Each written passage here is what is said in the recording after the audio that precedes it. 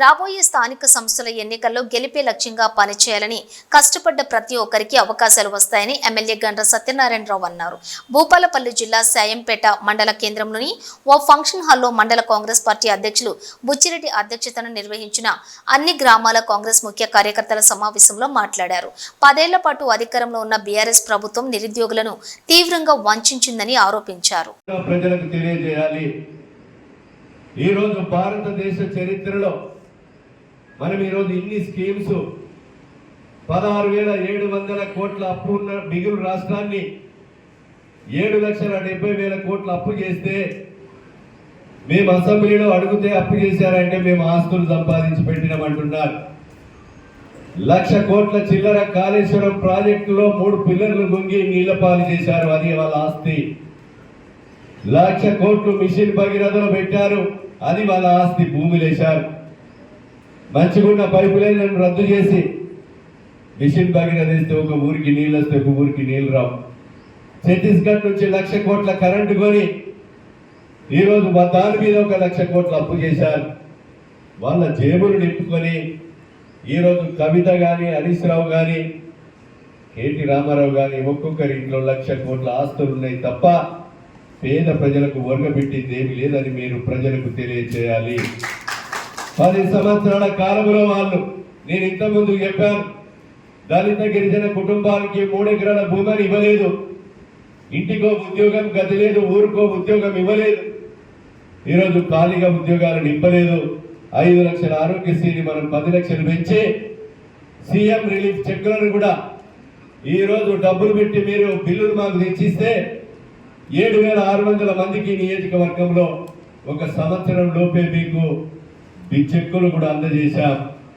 ఇంకా డబ్బులు పెట్టుకోలేని ఆరోగ్యశ్రీలో రాని కేసులుంటే నిమ్స్ హాస్పిటల్ పోయి ఎస్టిమేట్ తెస్తే ఒక 670 మందికి అది 10 లక్షలైనా 20 లక్షలైనా మీకు ముందే ఎల్ఓసి డబ్బుల కాయిదం ఇచ్చి ఉచితంగా ఆపరేషన్ కూడా చేయించడం జరుగుతుందని మీకు ఈ సందర్భంగా నేను తెలియజేస్తున్నా.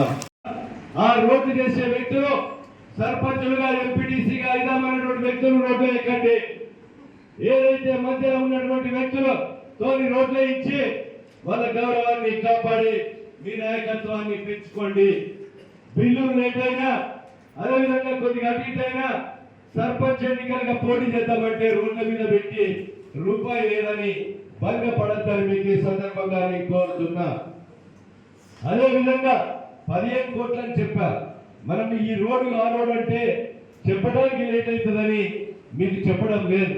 నాగసముద్రం రోడ్డు నుంచి ఆయకట్ రోడ్డు పత్తిపాక రోడ్డుకు 1,50,00,000, అదేవిధంగా సింగారము మరి నేషనల్ హైవే నుంచి సింగారంకు 1 కోటి రూపాయలు, మచ్చగిరి దేవస్థానానికి 2 కోట్లు, అదేవిధంగా ఇప్పుడు నేను చెప్పినటువంటి 18 కిలోమీటర్లకు అదొక సుమారు ఒక 10 కోట్ల రూపాయలు, 10-15 కోట్లు అదొక రోడ్డు. అదేవిధంగా వసంత పిటిసి ఎంపీపీలు సర్పంచులు కాదని మీకు ఈ సందర్భంగా నేను తెలియజేస్తున్నా. ప్రజల మనోభావాలను దోచుకోండి, ప్రజల గౌరవాన్ని కాపాడుకోండి, మీ నాయకత్వం పెంచుకోండి, ప్రభుత్వ పథకాలు పేదవాళ్ళకు అందే విధంగా మీ గ్రామ శాఖలో మండల నాయకత్వం పనిచేయండి తప్ప నా చుట్టూ తిరిగి తరాజు గుర్తు బట్టి జోడితే పదవులు రావని మీకు ఈ సందర్భంగా నేను తెలియజేస్తున్నా. కనుక విషయాలన్నీ కూడా గుర్తుపెట్టుకొని గ్రామ శాఖలు, బూత్ కమిటీలన్నీ కూడా పనిచేయాలని కోరుతున్నా. పదవులు వెంబడి మన ఉరుకుతారా? మన పనితనాన్ని బట్టి పదవి మన వెంట ఉరికి రావాలి తప్ప పదవెంట ఉరికితే పదవి మన దొరకదని మీకు ఈ సందర్భంగా తెలియజేస్తున్నాం. కనుక సోదరులారా, ఈ విషయాలన్నీ కూడా మీరు గమనించండి. ఈరోజు మీరు మంచి మండలం, మీకు ఈరోజు ఇంతకుముందే చెప్పారు, 2004లో వైఎస్ రాజశేఖర రెడ్డి గారు గుయ్యమని 108 పెట్టారు. 2004 నుంచి ఇప్పటి వరకు ఎంతమంది ఎమ్మెల్యేలు, ఎంతమంది మంత్రులు పిప్పులు అయ్యారో, ఎంత పదవులు అనుభవించారో మీకు తెలుసు.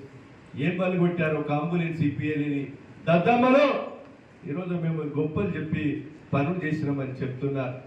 మీ వ్యాపారాలు, మీ ఆస్తులు పెంచుకొని పేద ప్రజల రక్తం తాగారు తప్ప మీరు ఏమి చేయలేదని మీకు ఈ సందర్భంగా నేను తెలియజేస్తున్నా.